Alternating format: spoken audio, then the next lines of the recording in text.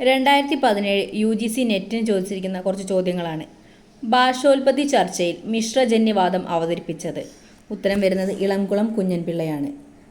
P. Sankaran നമ്പ്യാരുടെ ഘട്ടവിഭജന ക്രമമേത്? പ്രാചീന മലയാളം, മധ്യ മലയാളം, ആധുനിക മലയാളം. ഓപ്ഷനായിട്ട് ബന്ധപ്പെട്ട് കുറച്ച് കാര്യങ്ങൾ നോക്കാം. കരിന്തമിഴു കാലം, മലയാള കാലം, മലയാണ്മ കാലം അത് പറഞ്ഞിരിക്കുന്നത് AR രാജരാജവർമ്മയാണ്.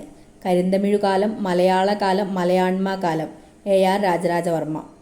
ആദികാലം, മധ്യകാലം, ആധുനാതന കാലം അത് വടക്കങ്കൂർ രാജരാജവർമ്മയാണ്. ആദികാലം, മധ്യകാലം, ആധുനാതന കാലം അത് വടക്കങ്കൂർ രാജരാജവർമ്മയാണ്.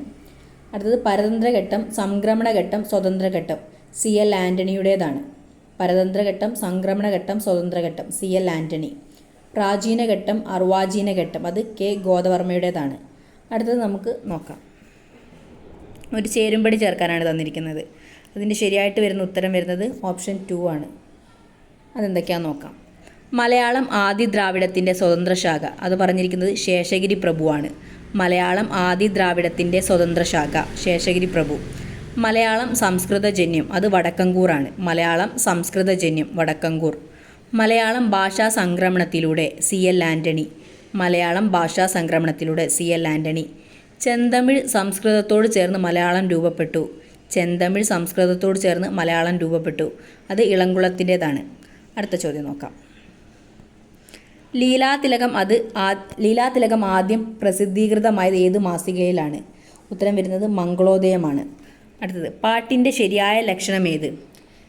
ദ്രമിഡ സംഘാതാക്ഷര നിബദ്ധ മെതുക മോന വൃത്തവിശേഷ യുക്തം പാട്ട് അതാണ് ശരിയായിട്ടുള്ള ഉത്തരം വരുന്നത്. 6. ലീലാതിലകത്തിൽ പാട്ടിൻ്റെ ലക്ഷണം വിശദീകരിച്ച കാലഘട്ടത്തിൽ പറയാതിരുന്നത്? ഒരു പാട്ടിലെ അവസാന പദം കൊണ്ട് അടുത്ത പാട്ട് ആരംഭിക്കുന്ന രീതി അതാണ് അതിൽ പറയാതിരുന്നത്. അടുത്തത് ലീലാതിലകത്തിലെ കൂന്തൽ വാദത്തിൻ്റെ പൊരുൾ. കേരള ഭാഷയും വിഭക്ത്യാന്ത സംസ്കൃതവും തമ്മിലുള്ള യോഗമേ മണിപ്രവാളമാകൂ എന്ന സിദ്ധാന്ത കഥനം ഇതാണ് അതിൽ പറയാതിരുന്നത്. കൂന്തൽവാദത്തിൻ്റെ പൊരുൾ. രാമചരിതം വ്യാഖ്യാനിക്കാത്തത്?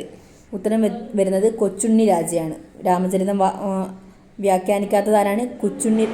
കുഞ്ചുണ്ണി രാജയാണ് രാമചരിതം വ്യാഖ്യാനിക്കാത്തത്. ഇളംകുളം, PV കൃഷ്ണൻ നായർ, ആനന്ദക്കുട്ടൻ ഇവരൊക്കെ അപ്പോൾ രാമചരിതം വ്യാഖ്യാനിച്ചിട്ടുണ്ട്. അടുത്തൊരു വരിയാണ് തന്നിരിക്കുന്നത്. ഉണ്ണുനീലി സന്ദേശത്തിലെ ഈ പ്രസ്താവം ഏതു നഗരത്തെക്കുറിച്ചാണ്? ഉത്തരം വരുന്നത് കൊല്ലമാണ്. അടുത്ത ചോദ്യം നോക്കാം. കണ്ടർ മേനോൻ പാട്ട്, കണിയാങ്കുളത്ത് പോര് എന്നിവ ഏത് വിഭാഗത്തിൽപ്പെടുന്നു? ഉത്തരം വരുന്നത് ചാവേർ പാട്ട്, തെക്കൻ പാട്ട് എന്നതിലാണ്.